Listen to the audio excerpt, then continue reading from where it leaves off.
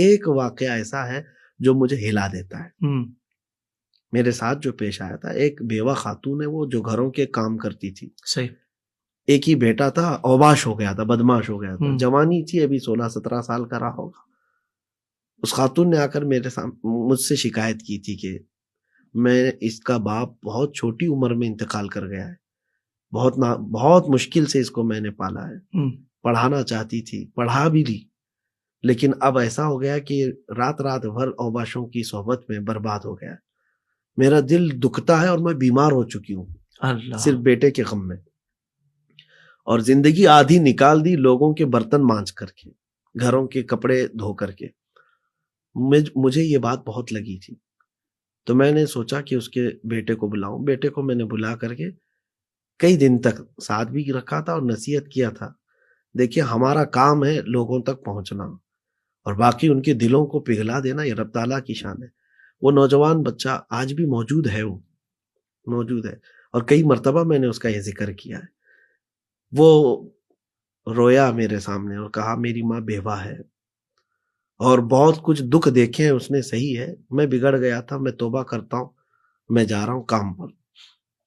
ہمارے علاقے کا بڑا شہر ہے، وہاں پر کام پر گیا، جاب لگ گئی تھی اور بڑے چاہ کے ساتھ اس نے کام کیا. مہینہ بھر ہوا، پہلی سیلری آئی.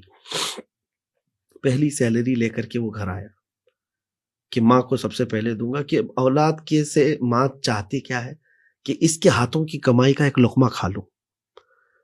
اور جب وہ پہنچا تو گھر پہنچا تو دیکھا اس کے گھر کے اطراف بھیڑ جمع ہے.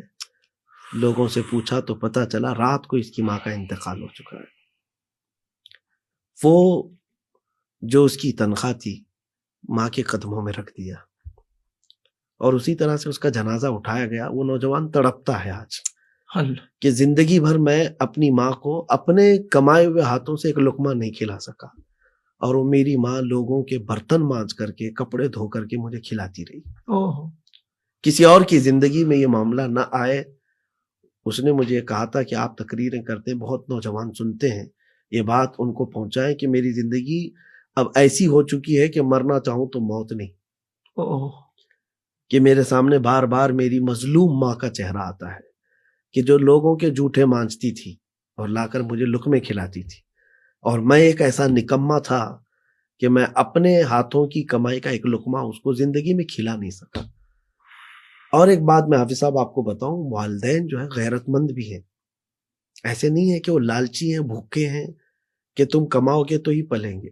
یہ صرف اور صرف ان کا شوق ہے، ورنہ تو زندگی بھر کمایا ہے، کھلایا بھی ہے، اور ان کو پتا بھی ہے گھر چلانا. لیکن صرف ایک آس ہوتی ہے نا، تمنا، کہ میرے بیٹے کے ہاتھوں کی کمائی کھاؤں. بس اتنا شوق ہوتا ہے. نوجوانوں سے میں یہی کہتا ہوں کہ جب تک وہ موجود ہیں ان سے جنت خرید لو. سبحان اللہ. اور ایک بہت بڑے بزرگ ہیں، فرماتے ہیں کہ انسان کی زندگی کا سب سے برا دن کب شروع ہوتا ہے پتہ ہے؟ بچے جو ہوں گے وہ غور سے سن لے میری اس بات کو. سب سے برا دن جس دن ماں اور باپ اپنے بیٹے سے بات کرنے میں ڈرنے لگ جائیں، اللہ، اس کا برا دن شروع ہو چکا ہے. اللہ اکبر. کہ میں یہ کہوں گی تو پتہ نہیں بیٹا کیا بولے گا. ابھی باپ یہ ڈرنے لگ جائے کہ میں اگر اس کو تھوڑا سا بولوں گا تو الٹا کچھ غصے میں نہ آ جائے، گھر چھوڑ کے نہ چلا جائے. ماں باپ جس دن تم سے ڈرنے لگ گئے اس دن تمہاری زندگی کا بہت برا دن شروع ہو چکا ہے. اللہ. کچھ کو ایسا لگتا ہے کہ میں ماں باپ کو ٹھنڈا کر لوں گا، ڈرا لوں گا. جس دن وہ تم سے بات کرنے میں ڈرنے لگ گئے، بد نصیبی کا دن شروع ہو چکا ہے. اللہ کی لعنت ہے اس بندے پر. رب تبارک و تعالی ہم کو عقوق الوالدین جیسے یعنی سخت گناہ کبیرہ سے ہمیشہ محفوظ رکھے. زندگی کے تمام شعبوں میں دینی رہنمائی حاصل کرنے اور آخرت کو بہتر کرنے کے لیے ہمارے YouTube channel Islamic digital studio کو سبسکرائب کر لیں اور بیل آئیکن بھی پریس کر لیں. قرآن سے بھی ملاتا ہے.